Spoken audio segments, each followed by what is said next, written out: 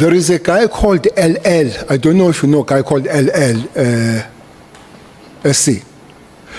His name is Louis Leuwenberg. He's a king of Zamazamas. He cleans diamonds and everything. He's millions and millions. He funds MKP. Greetings to everyone, fellow South Africans and all the people at large. I am saying on this video we are going to look at the witness at ad hoc committee, Bheki Cele, the former national police commissioner, the former police minister. Please remember to like, subscribe and comment and hit the notification button. Fellow South Africans, how do you approach a person like Bheki Cele? How do you deal with him? We have seen the previous witnesses coming and bringing some sort of defensive and freezing mode, like both Minister Mkhunu and Shadrack Sibia. But here comes Bheki Cele, the person that we thought is gonna be so much cornered and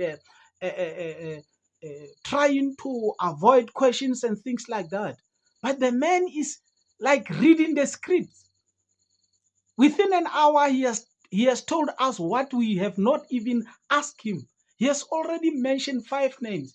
What do you deal with somebody else who a name Ket Matlala is such a controversial name? And you ask him, do you know Ket Matlala? He say, very well.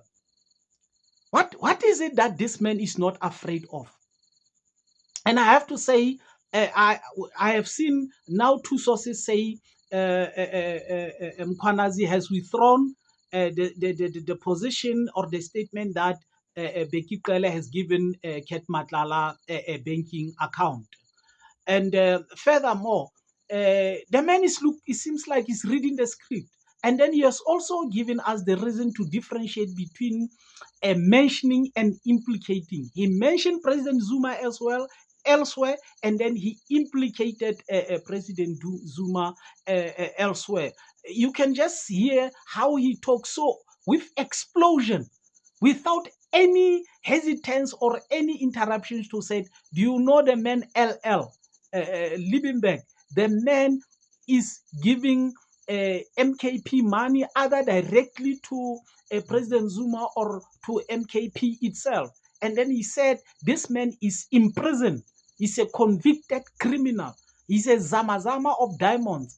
And then we saw, of which I can testify to say, we saw Leuwenberg in court and MKP members twice going to court to support him, a convicted a diamond smuggler, a Zamazama person. And can we say at this point that MK members are used not for the purpose of the party, but to protect the interest of Umsholozi? And where does that leave the services that must be given to their members on the ground? How much are we expecting of Bheki Cele? And also remember that we said Ashley Souls have already closed up the books. They've already found that Senzo Mkhunu did nothing wrong. And as if you can remember, I said, what if somebody else come up and said there isn't that extravagant expenditures by the committee as claimed by Senzo Mkhunu? And here is Bheki Cele. And then he said Senzo Mkhunu had no powers at all to dissolve the PKTT. And remember, this man is been a police commissioner, has been to the same position as Senzo Mkhunu. Now, where does this leave Ashley Souls and PA, of which we have mentioned that at Katiso Mlive's house, Commissioner Masemola have said his deputy president, Kenny Kunene, has been twice there. And then also, unfortunately, Gayton Mackenzie have decided to withdraw his intention to come to give testimony for the good of South Africans of what the politicians are being used to do crimes. Is it being good to South Africans? Are there situation whereby those information was going to be given to us, was going to help us in order to solve the crime? Is he giving us into crime syndicates by not coming up and give the information? Can we say now we have to be very careful of what we say in populism, in trending, and breaking news every day by just celebrating when somebody's name is mentioned but not implicated today? What is he done with? And then the following day we see a different scenario whereby what you call receipts are given into how other people were involved.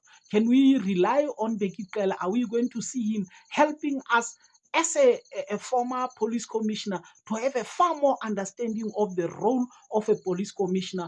Because he even mentioned how Ket Matlala had to come to him to say the 360 million tender allegedly was in danger, because now I have to act against the police when I have to make an affidavit that I was told I must do by General Sibia, of which now is going to temper with my 360 million tender. Can we allegedly say Senzo Mkhunu cancelled, or whoever cancelled the tender of 360 million because Ket Matlala has refused to comply?